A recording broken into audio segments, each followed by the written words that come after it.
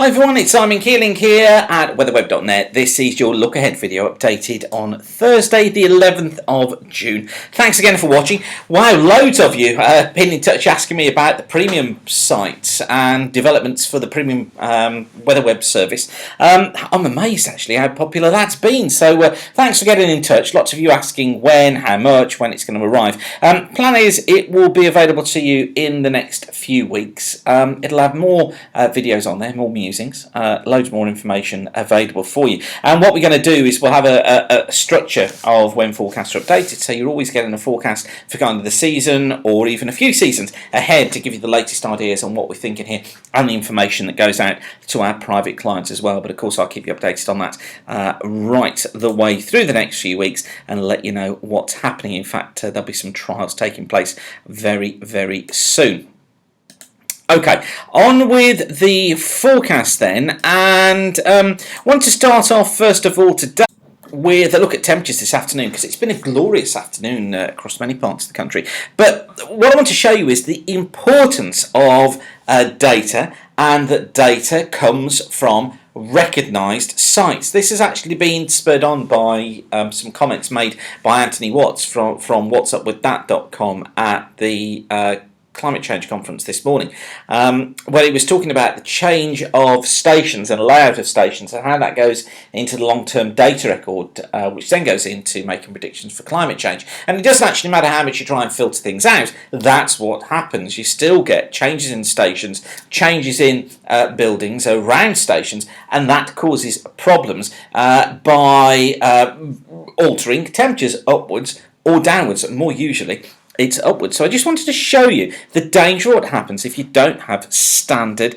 layouts of your weather stations, because this is the temperature for this afternoon at across the UK at recognised official World Meteorological Organization stations, most of which, in fact 95% of which, are going to be to standard layout. I have to say, recently I have to question some of the layouts of some of these official stations, but generally they can be taken as read. We're seeing sort of 25 in the southwest here, look, 24s, 21s quite widely actually across the country during the course of this afternoon. Now, a standard station looks something like this. This is from the Met Office website.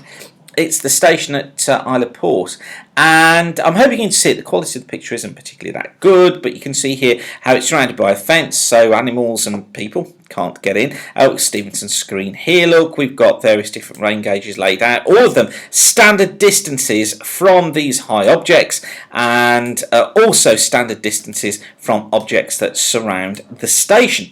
That's the way it's always done, and that's whenever I've been setting up a weather station, I try and get as close to that as I possibly can. But of course, when you're using rear garden sites, it doesn't matter how big your garden is, you can't actually more often than not get to perfect World Meteorological Organization standards, but you can get close, although I must admit I've never been anywhere yet. Although I guess our house in Wales is pretty close to having a garden that you can actually use as excuse me, an official site. So that's what an official site looks like. And when you get sites like that, you've got free flow of air, of course, going across the site. You could argue it's too exposed, it's not representative of where people live, but the idea is you get free flow of air flowing through the site. You also get a good sky view, which means that rainfall falling gets into the rain gauges rather than being blocked out by trees or hedges, and you've got free flow of the wind across the site as well, so it's not being reduced by hedges or buildings. So and when you get that, you get temperatures like that, so you get a representative sample of temperatures.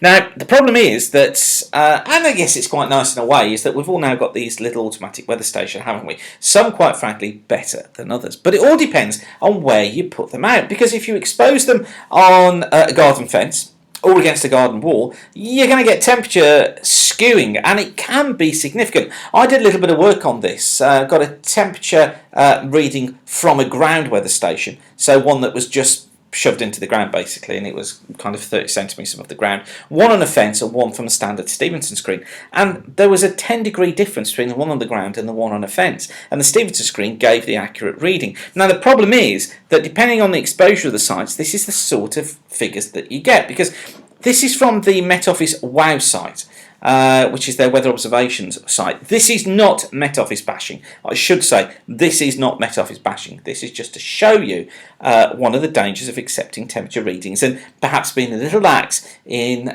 temperature readings we accept from sites. Because you'll notice on here, look, these are the temperature regions for the same time as the chart that I've just shown you. And if you look on here, look, we got temperatures. I'm hoping you see these figures.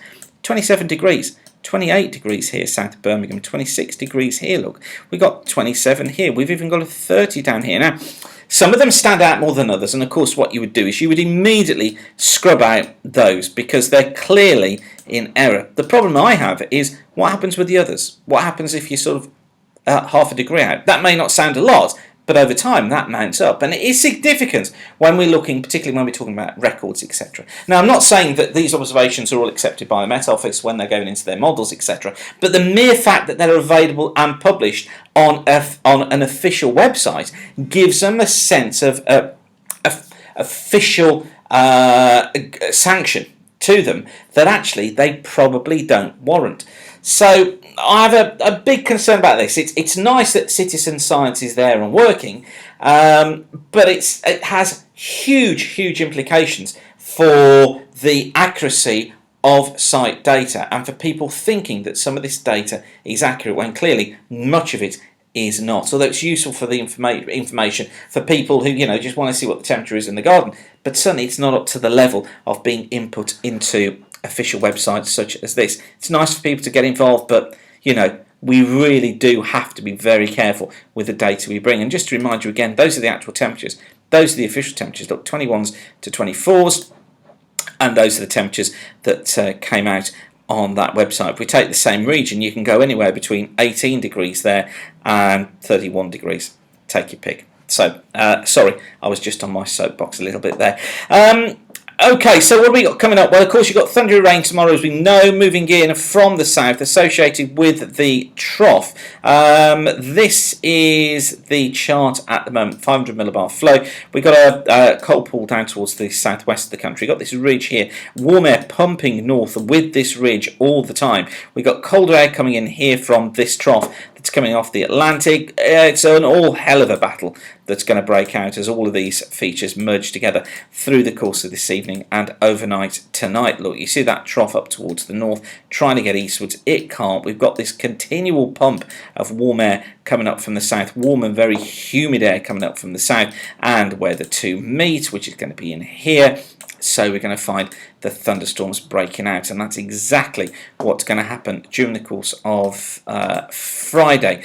And then as that trough gets over the top, look, it really does dig in through Saturday. So I think we could find parts of northern England, the Midlands, Wales, southwest England seeing some pretty heavy rain going into Saturday. Things starting to improve as the trough moves away here, look, during the course of Sunday. So we do get an improvement taking place, and then we get a new ridge building in from the west in here. Look, there it is. All the air pumping up here, warm air coming north from the Atlantic. Not everywhere gets it though, because we've got the jet stream still going through northern and western parts of Scotland. Troughs transiting east. That looks to be a showery day Thursday with a trough getting in, and the reason for that is that this ridge pumps out here. It buckles off the trough here, amplifies this, and we get increased showers in here, which is what we might see next Thursday. Probably not too widespread, but certainly the risk is there. And then, excuse me, models going a little bit haywire. Trying to get a ridge pumped up. This is a week on Sunday in here, so in this sort of zone here. Still got the cold pool down here. I tend to think what could happen here is, yeah, you get the ridge up here, but as this trough here comes through, it cuts across the top. So we got to watch for a tendency to try and get back into a westerly, particularly across more northern and western areas. The CFS sees it like this. There's week one. Look, higher than normal heights up towards the north. By the way, we're under there. You've got to twist your head around for this one. So higher than normal heights towards the west of the UK here.